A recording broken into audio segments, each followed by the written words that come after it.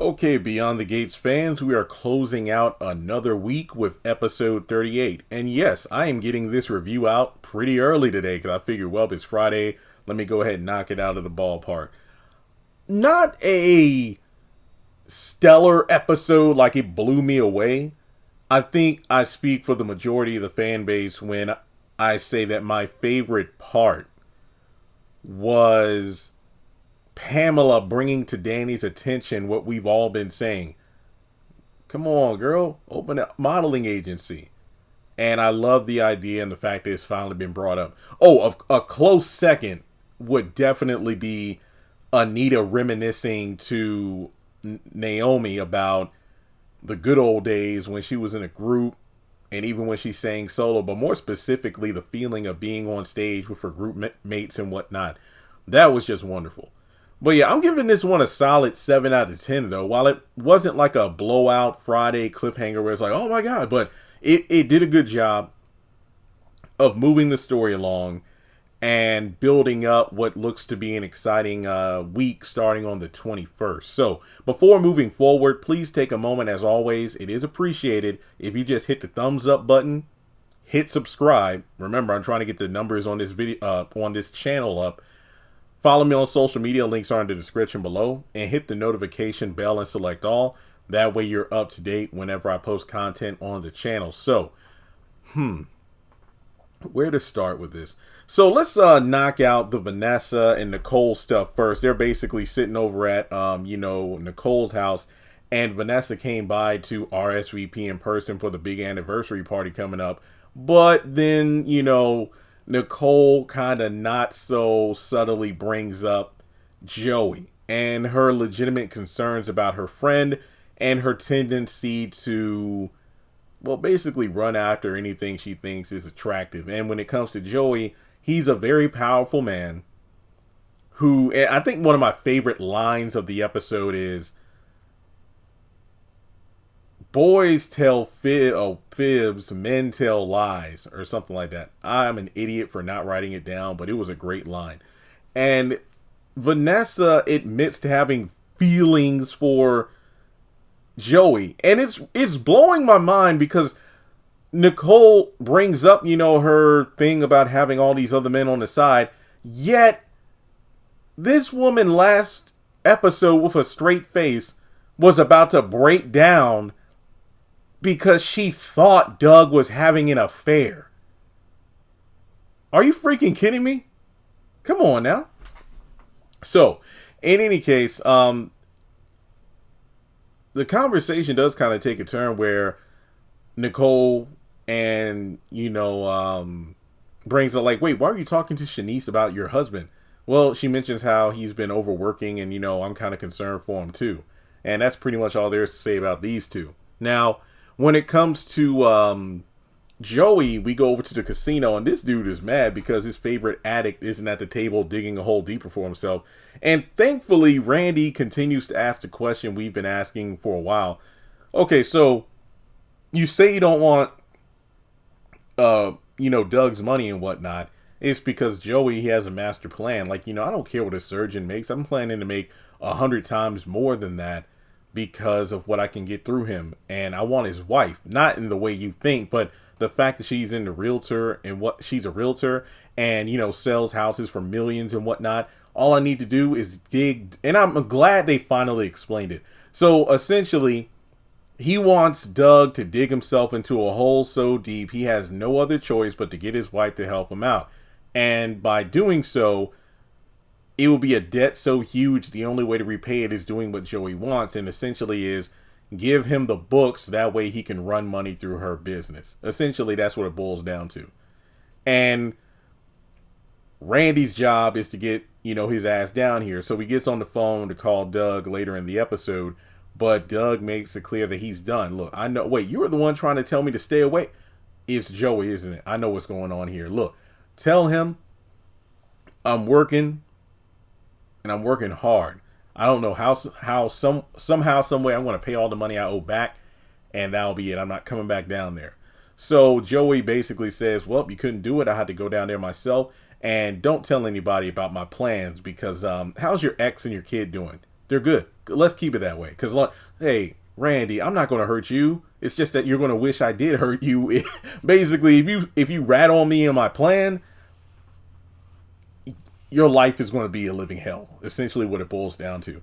And going over to the hospital, and I actually like these scenes. I mean, because we get to see, again, another side of Shanice being the worried, companion at work, because she's concerned about the way Doug keeps pushing himself. And the episode kind of opened on a caught me off guard note when Ashley is talking with Shanice. Doug rolls up and was like, "How much money you got on you?" I'm like, "Oh Lord." But the man can't help himself. He's been placing bets all day. I mean, yeah, it's little bets here and there. It's like, I've won a total of $3.75. I think the nurses will be fine. But his whole thing was like, placing bets on whether or not he can dunk a, paper ball in the trash can. He's been, winning all day and won 25 cents off the pair here. So from there, after he gets off the phone with Randy, his hand starts shaking. I'm like, oh crap. Here we go with that Stephen Strange, Doctor Strange, a Marvel reference if you get it. And from there, he does low-key tell Shanice, like, why do you talk about my wife about, work habits? Look, everything is fine, okay? Don't worry. But then later in the episode, things aren't fine, and that's because Doug ended up losing a patient. But thankfully, it wasn't because he, was distracted while doing the surgery, or he, burnt out in the moment. But no, he is essentially just upset. Obviously, anybody will be upset, but, Ashley and Shanice try to comfort him, but he snaps on them. But it's the fact that this was a patient who was at an extremely high risk because they had waited so long before finally going to the hospital to get a checkup. So it was a very slim chance that the patient would make it. And he gets so frustrated that he just slams his hand on the counter. He must have paper bones, because next thing you know, he's ended up in an arm brace and everything.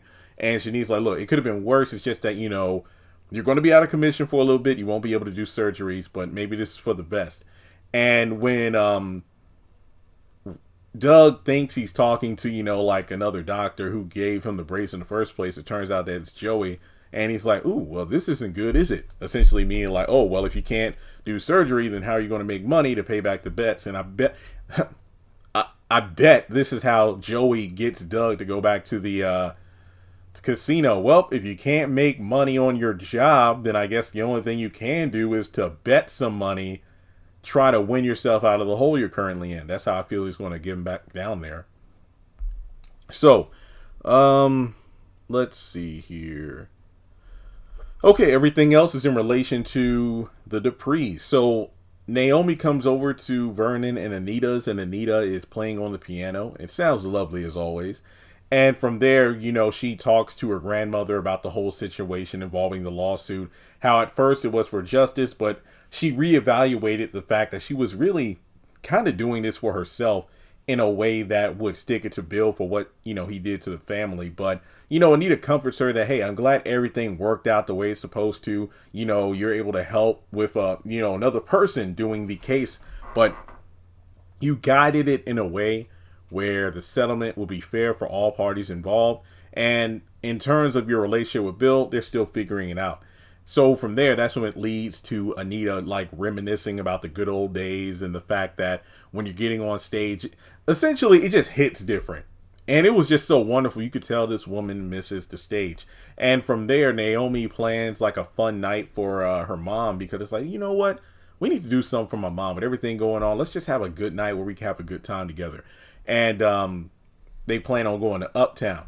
So speaking of Uptown, Chelsea's over there with Kat, and they're discussing, Samantha and how to integrate her into their, new designs and stuff like that. Okay, we're launching this new company. We're teaching Sam the ropes. I mean, there's a lot of things that come with starting a business. And I love the hustle here. I love the hustle. The fact they, not just their family, but they're able to, bounce off each other ideas, which leads to an idea where, okay, I've been pitching for weeks, come on, Chelsea, stop tripping, have Danny involved. It makes sense to, help her, or I'm not help her, but have her help out with the designs. Well, not necessarily the designs to business. Wait a minute. Hang on. What was I saying? Oh, no, no, no, no, no.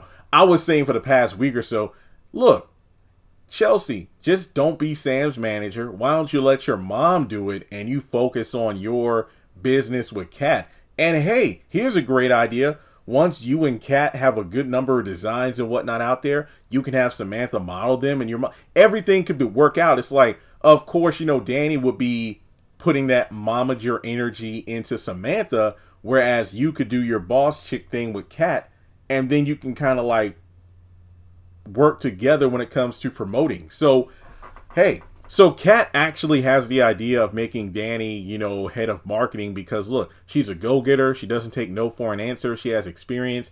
And I actually relate with Chelsea on this. When you have my dad really, when you have a parent who it doesn't matter how much you accomplish, what age, they're condescending and it's ridiculous. I get that. So while Kat has an excellent idea, I can sympathize with Chelsea on so many levels. But the thing about it is, Kat has to realize while you are 1,000% correct in all that Danny has to offer, all that she can bring to the table, and it can only help expand your brands. Keep in mind, yeah, Chelsea is extremely successful and famous, but Danny has those, not just the connections, but like Kat said, she's a go-getter and doesn't take no for an answer. If she truly believes that Chelsea would be Danny's boss, she has enough. You cannot contain the beast that is Danny Dupree. While she will be happy as head of marketing, you cannot tell me she wouldn't just come into the office one day and just talk about, well, okay, that design is good, but it's like, no, I get what Chelsea's like. Okay, if you don't believe me, look at this. Look at this. Real life example. When Michael Jackson went solo, did he have Joe Jackson as his manager? There was a reason why he left the group. Freedom and no longer being under his father's oppressive thumb. Nuff said. There is no way in the world that Danny would just stay in the box of being head of marketing. She would always throw her ideas and whatnot into the designs and everything. While on the one hand, that wouldn't be bad. She's experienced and she knows what, it's like Quincy Jones and Michael Jackson. It's like Mike always wanted to try a new sound, but Quincy knows what sells. So during like Thriller and Bad, there was a lot of butting of the heads, and then they eventually broke off and Mike did his own thing from Dangerous onward. Argue about whether or not that was a mistake. But yeah, I honestly don't think Danny could. In Chelsea's perspective, which I agree with, I don't think Danny would ever look at Chelsea as a boss chick. She will always see Chelsea as, what did she say? A 13-year-old girl. That's pretty much it. So like I said, Kat makes solid points, but I definitely can understand Chelsea's position. She says she'll think about it though. All right, then to end things, we have Danny and Pamela chatting about the modeling agency. Not much to talk about here. Yeah, and Pamela was her former agent, and just like with Chelsea talking with Kat, Pamela, I'll think about it as long as I get top billing. That is such a Danny move. And from there, Naomi calls her over to Anita's place, and then they pretty much agree to have a night on the town, and that's about it. Now, you're probably wondering, like, well, Jeremy, why are your reviews so short? Here's the thing, and I should have done this from the beginning. Long story short, when I do the episode notes, when I'm watching the episode, I usually just do it line by line, not dialogue, but I mean like when I'm taking notes in my notebook, I'm like, okay, we're over at Anita's house. Okay, we're over at Uptown. But what I decided to do was like make like 6 bullet points, but I spread them out on my page. That way, section 1, okay, this is about Danny. This section is about Bill. This section is about, Kat. And it makes my notes so much neater. So when I do my reviews, I'm not jumping from line to line to line. No, I know what I'm doing now. And it really makes a lot of sense. And it's more efficient. I know some people like the long form reviews, but if an episode doesn't give me a whole lot to work with, I can only talk about what I get. And yeah, that's pretty much all I have here. Pretty solid episode, 7 out of 10. Let me know your thoughts in the comment section below. like and subscribe as I requested earlier in the video. Hey, if you do celebrate the holiday, I hope you have a wonderful Good Friday and Easter weekend. If you don't, I hope you have a wonderful weekend anyway.